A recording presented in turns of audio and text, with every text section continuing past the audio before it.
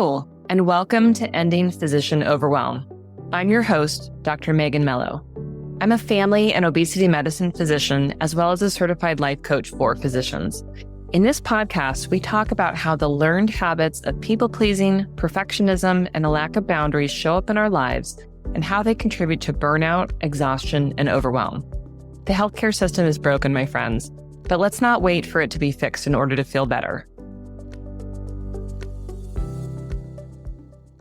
Well, hello, my friends. All right, we're a little bit into January now, January 2026. I think the pretense of the new year is washing away, right? The whole new year, new you energy has passed through our systems at this point.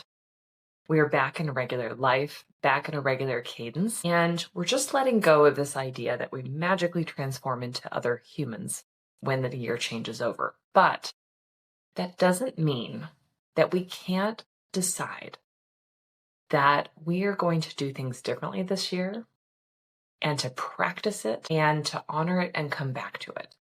Because that is really how we make progress, right? It isn't that we just simply decide that we're going to be people who love kale and CrossFit if we are not people who love kale and CrossFit. And yet, there are so many ways that we could be taking care of ourselves here and now. And I want to invite you into the list that I came up with of things for me for 2026. Now, this is tailored to me and where I am in my life and what I feel is important. And yet it's also not that granular. And so I invite you, as you listen to this list, to think about, what am I going to grab here for myself? If the ideas don't resonate with you, great. I promise you, though, there is something here for you that will. And so let's dive in. Here's number one. I will attend to and protect my energy. I've done a lot of reflections on the events of 2025. Some of them I've shared with you, of the things that happened in my life. Some of them have been events in the world. But we've all been through, let's just say, a very challenging year. And if you listened to last week's episode, we talked about looking back at 2025 as an exercise, seeing ourselves as the hero of our journey, right? That was one of the activities that we spoke of. If you didn't listen to that episode, go ahead, plan to go back to that and listen. But in that reflection, I became very clear that part of the reason why 2025 felt so different from what I've experienced before is that the way I approached it was quite different. I faced several challenges that were not things that I expected and definitely not things that I wanted to happen. But because I had gotten so good at protecting my energy, I was also able to avoid a lot of chaos and to not allow myself to get off track with the things that were important to me. So I was still able to complete the menopause certification that I had wanted to do. I was still able to be exercising regularly and connecting with my husband. Very specific, intentional things. And that ended up making a very big difference in navigating those challenges. Because if I look back at other very challenging years, 2020 comes to mind. Remember this? Those things were not yet in place for me. And of course, I was in a different chapter of my life. I was in a different place in my life. But it's really, truly the things that I have chosen to commit to that help to protect my energy that created a different 2025. And if you have not been thoughtful about that, if you have been feeling like my energy is constantly spilling out, I don't have any control, it's all outflow and no inflow, this is the work to be doing that will make such a difference. I invite you to get started with that. If you need help, reach out. Let's do this together. But that's not the point here. The point is that we each have work to do in helping to figure out how to pay attention to our energy and how to contain it. That means refilling. It means stopping the bleed. We were all taught to put everything in to the bucket to pour into other people. We were all taught that. We were mostly taught the outflow, and we know how that's gone. Now, my friends, in this chapter of your life, whatever chapter that is, you need to also include the inflow and stop the bleeding. Number 2, taking care of me is taking care of others. The analogy we always hear, right? Put your own oxygen mask on before assisting others. And yet, how often do we actually do that? We might take care of ourselves in big ways or not. We might take care of ourselves in small ways or not. Both are important. The day-to-day way that you take care of yourself, as well as the big picture way, getting your checkups, if you're mammogram age, whatever those things are, we need to be doing them. And we need to see them as not a luxury, but something that is important to our maintenance. If you are running a very high capacity machine at full tilt all of the time with no brakes, what happens, right? It breaks down. And then that machine can no longer do whatever its job was. Similarly, if you run your own very high functioning machine at full capacity all the time with no brakes, what happens? We break down. We become overwhelmed, exhausted, cranky. We get sick. We get injured. We are not going to accept this anymore. Taking care of ourselves in big ways or small ways is taking care of others, because when I am well taken care of, my ability to take care of others, including my patients, including the people that I work with, including my family, is at the capacity that it needs to be in order to do good work. Of course, will we be able to take care of every single human? Of course we won't. Will we be able to better come to the high quality care that we provide for our families, for our patients, for our staff? Yes, but only if we are taking good care of ourselves, right? We have to see that through line. And if we need to call it, I'm taking care of my family by taking care of myself in order to start doing it because of how we're conditioned, we will do that. Number 3, I'm not going to wait to take care of my own needs. Again, we could do big ways or small ways here. When I need to pee, I'm going to take a break to pee. I'm probably not going to interrupt an appointment to do that, but appointments don't last for forever. If I am in the hospital on rounds in between patients and I need to pee, I'm going to stop and pee. If I'm in the middle of surgery, now, I'm not a surgeon, right? But if I'm in the middle of surgery and my bladder is angry, I'm going to stop and pee. Until we have some magical catheter system, which I don't think anybody wants, if you're a surgeon and you're wearing a catheter, there's a whole issue there. We need to take care of our own needs. And again, that means going pee. That means getting your annual checkups, right? It means putting yourself to bed. We need to take care of our own needs regularly and stop this idea that we can't take care of our own needs until everyone else's needs are met. We are done with that era. Now, if you have small children, if you have fur babies, if you have other people who you caregive for at home, you will need to figure out how to take care of your needs interwoven with that. That is very real. You are not going to leave people in an unsafe situation, and you still need to take care of your bladder. We are not going to stop and take a coffee break in the middle of a code. We know that, but we also don't run codes for 8 hours at one time on the same patient.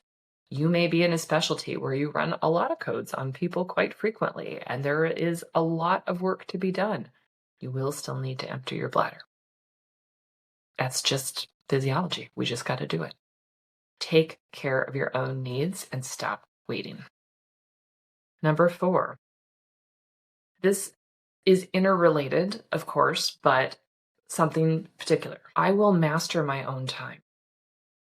Again, we have different seasons and chapters in our lives, and that is true no matter what is going on for you right now, but it's always been true. And in different seasons or chapters, you have different amounts of time that are being taken by other people.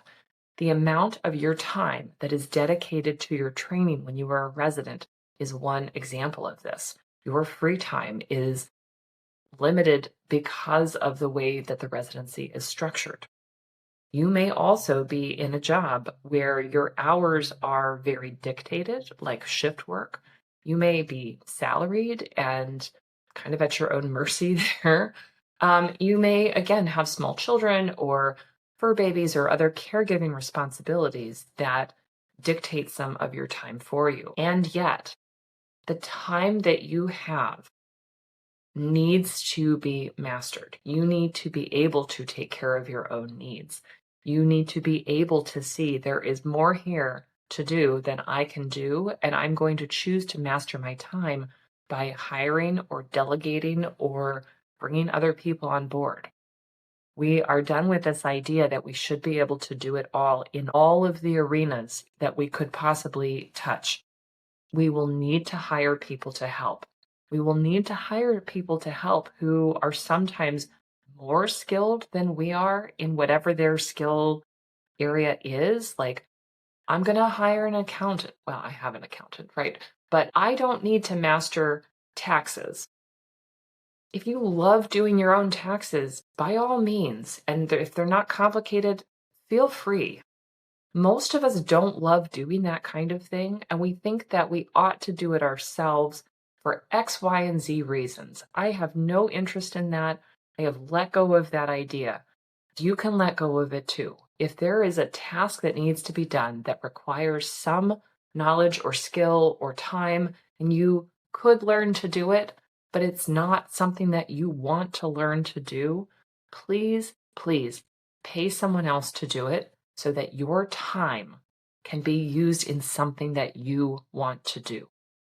Sometimes we are also going to be paying people who have less skills than us, right? If you bring somebody in who cleans your house or folds your laundry or does some task that, again, you don't want to spend your time doing, fantastic. I guarantee you that if you look at hourly rates, even if your hourly rate is poor because you are salaried and you're overworking, it will still be financially feasible for you to pay somebody else with a lower skill level who can come and help you out with the things that you do not want to be doing.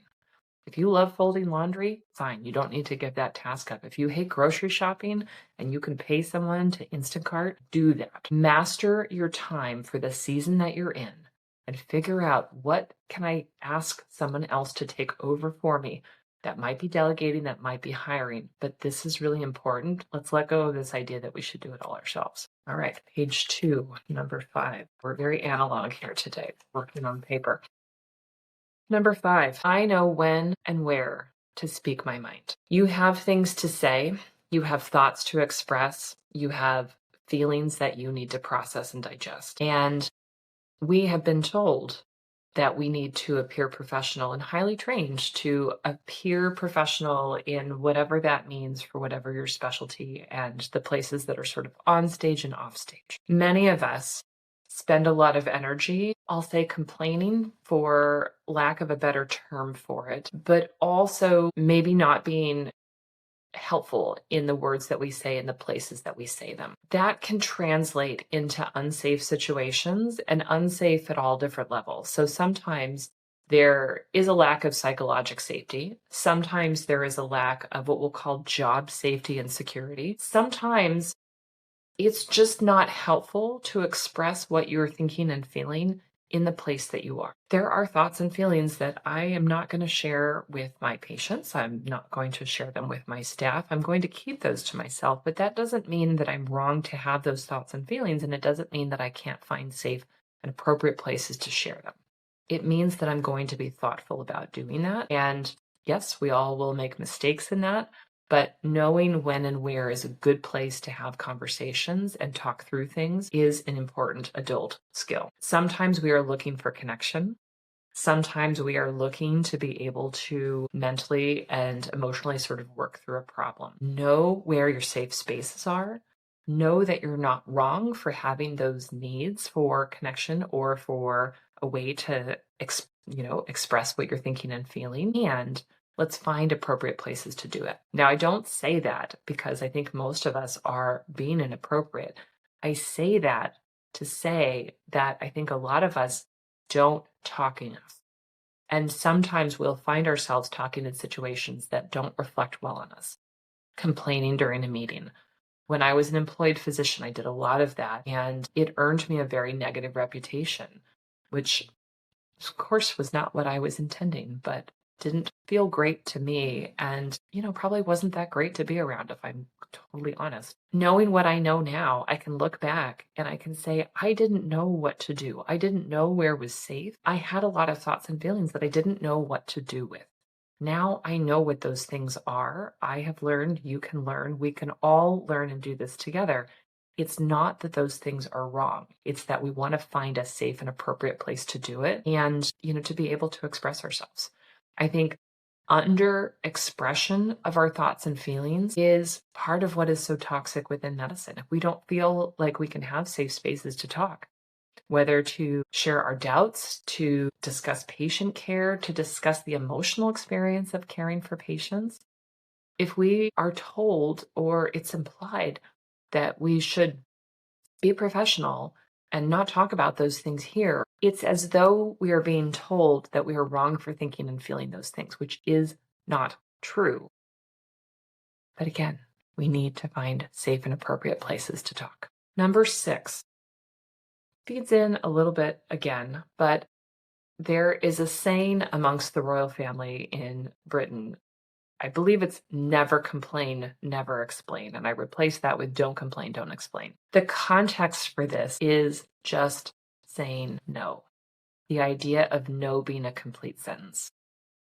You will be asked to do things that you don't want to do, that you don't feel are right to do, that aren't fair to do. I want to invite you this year to just say no. You don't need to complain. And you don't need to explain. If you are asked to take on extra shifts and you don't want to because you have already had extra shifts, you have already been pressured into overworking, I would like you to practice just saying no and being willing to feel the discomfort of just sitting in silence rather than trying to explain and argue and talk your way out of it. Just say no. We all could use some practice in getting into the habit of saying no and stopping talking. Inappropriate requests from patients. We can say no. We may need to put some additional words in there. No, that medicine is not appropriate, and here's the reasons why. No, we don't have time to talk about that today. I'd love to have you come back and we talk again. We can practice those conversations, but we aren't going to constantly be scrambling to argue for ourselves. We are going to learn to tolerate the discomfort of saying no and sitting in silence. That is always going to look more decisive and more confident, and we need that. We need to be more decisive and confident. So don't complain, don't explain, just say no. Number 7, aim for delight regularly. I want you to find ways to delight yourself all of the time. It doesn't really matter what that looks like for you. We all need to do more of that. That could be silly things that you have on your desk. I decided that I absolutely needed the party glitter Danskos for my procedure days, so I just bought those. Happy birthday to me.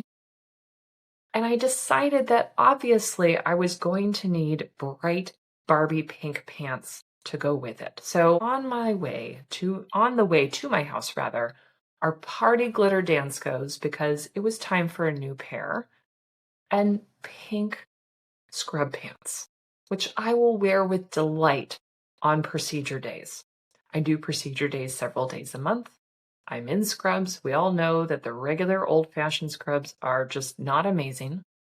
I decided it was time for me to get some new pairs in a fabulous color, and I'm going to feel delighted when I wear those on those days. That is a very superficial and silly example. It doesn't matter. I am all about finding ways to delight myself, finding ways to feel joy, finding ways to be surrounded by things that I like, finding ways to feel comfortable, having comfortable clothes or a really comfortable nest at home, whether that's your bed or a comfy chair where you can read and decompress. Find ways to delight yourself. One of my clients, I remember she loved playing pickleball with her 8-year-old son because she loved the little plink, plink, plink, plink sound. I wasn't playing pickleball at the time, but since have done a little bit of that with my kids in the backyard, and I am totally on board. I like the sound too. Plink, plink, right? It is just delightful. You deserve to have things that are comfortable, delightful, that bring a smile to your face. So be more intentional about it this year. Do whatever that takes to make that happen. Again, you want to go buy some party glitter dance goes? You can find those so easily. I'm excited. Number 8, I question my own assumptions regularly. Now, I shared with you again in last week's episode, the first week in January of 2026, this reflection activity that I had done where I was asked to create the story of 2025 for myself with myself as the hero of the story. And that was one of many reflective activities that I did, but it broke up some assumptions that I'd been carrying for me in the year. And it just reinvigorated for me the idea of the power of breaking up the things that we carry as assumptions all of the time. There are lots and lots of thoughts that you have in your head right now where you feel very clear, like, this is the way it is. This is the way I have to do things. This is the only right way that things are done. This is the path for me in the future. This is how much money I can make as an X, Y, or Z specialist, right? We have lots and lots and lots of assumptions in our head. We need to question them regularly, not to gaslight ourselves, not to constantly be spewing doubt, but just to really understand where we are limiting our own selves in our own brains. We can do this by having conversations with people who will push us a little bit. You know, that friend of yours who's a little bit more direct than you feel comfortable with, but you can have a respectful debate. Sometimes we can do that online, although obviously lots of time we will not have a respectful debate online. We can do this in coaching. We can do this in therapy, right? There are some dedicated spaces where we can go, where we can have civil conversations that are respectful and inquisitive to really understand ourselves better and to be seen where we are looking at our own limiting beliefs and whether we want to continue that. It's not that challenging.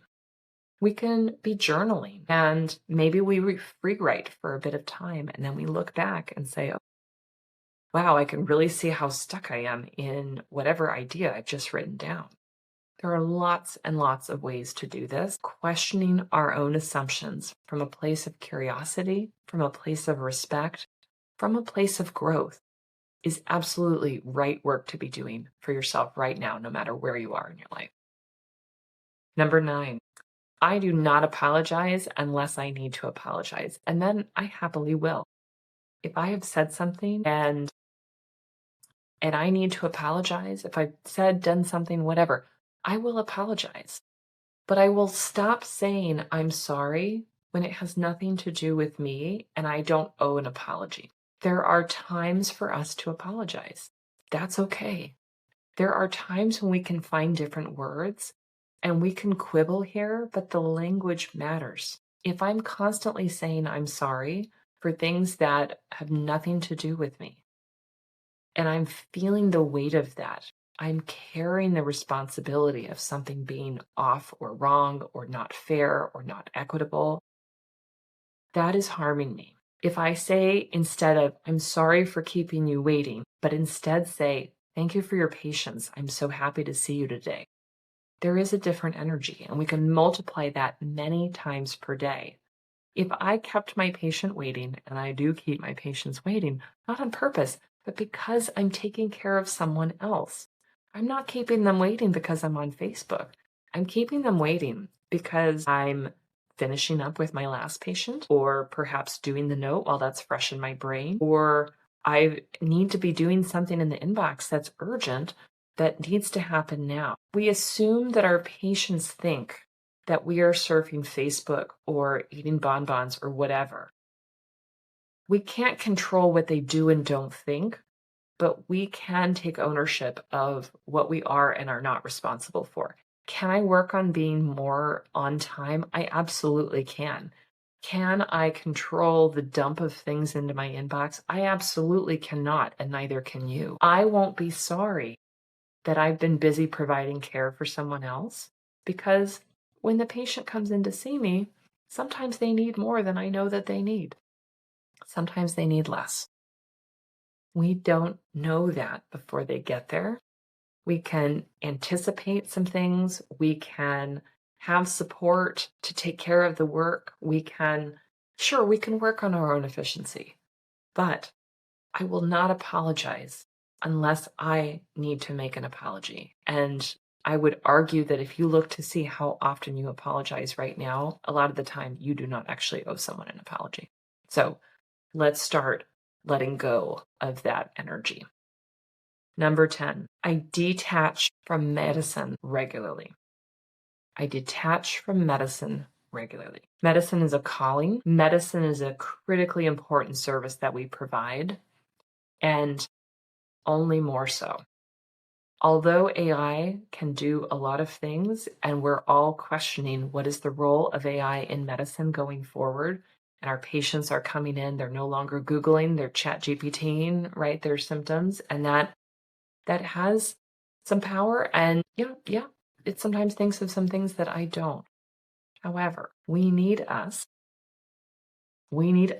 humans taking care of other humans, and we also need time to be humans ourselves.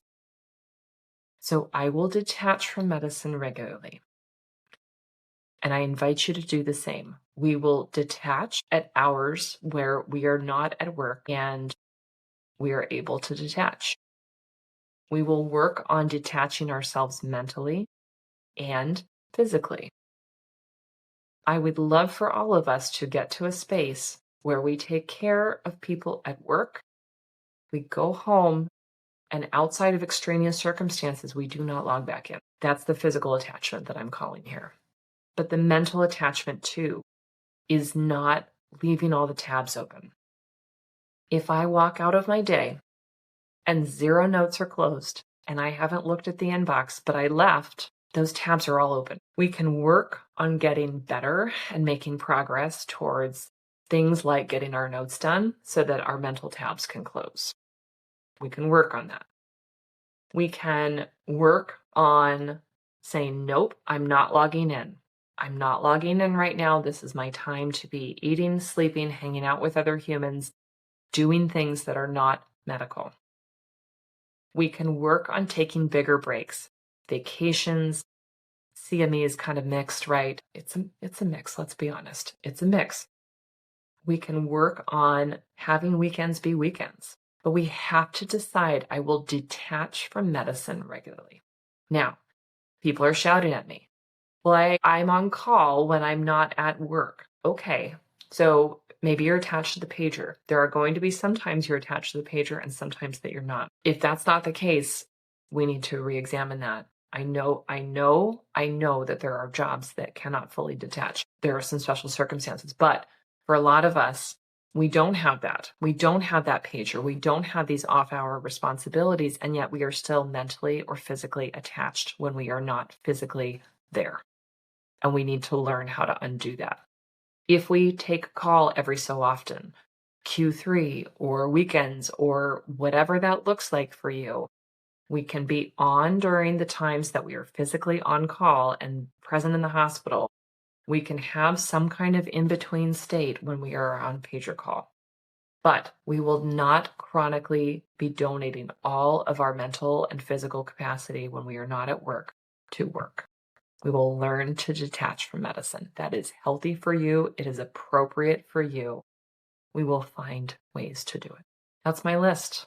That's my list of things that I want to invite you to join me on in 2026. I'm going to quickly read back through it, and you can certainly listen to this again if you want to go deeper dive. I will attend to and protect my energy. Taking care of me is taking care of others. I'm not going to wait to take care of my own needs. I will master my own time. I know when and where to speak my mind. Don't complain, don't explain, just say no. Aim for delight regularly. I question my own assumptions regularly. I do not apologize unless I need to apologize. And I detach from medicine on the regular. That's my list. I share it with you. I'm curious which one resonated with you the most. I'd love to hear from you. You can send me a message. You might come up with your own list. You might steal from mine. It's all okay. I want you to sit down and think, if I was living 2026, having learned what 2025 had to teach me, what would I choose? That's where my list comes from. It is informed by my coaching, and yet it is also just my lived experience as a human doing the work that we do. I invite you to sit down with this list. I invite you to make your own list. I invite you to look back at the lessons from 2025 and how you want to take care of yourself better, how you want to show up for yourself, how you want to bring joy and delight to yourself more regularly, how you want to protect your time, energy, so that you can be the best version of you. Not just you, the doctor, you. If you need help, please reach out. You can contact me directly, Megan, at healthier.com, link in the show notes. Be happy to support you and chat. Until next week, take care. I almost forgot. If you're listening to this episode in real time, I just had my birthday. If this podcast has been helpful to you, please leave a rating and a review on Spotify, on iTunes, whatever you're listening to me on. Ratings and reviews, and it has to be both stars and words, help the podcast to be found by other people. If you've already left me a rating and review, share it with someone. Share the podcast with another physician that you know would be helped. Everything that we do together is trying to make our lives better. So pass it on, and happy birthday to me. Until next week, take care.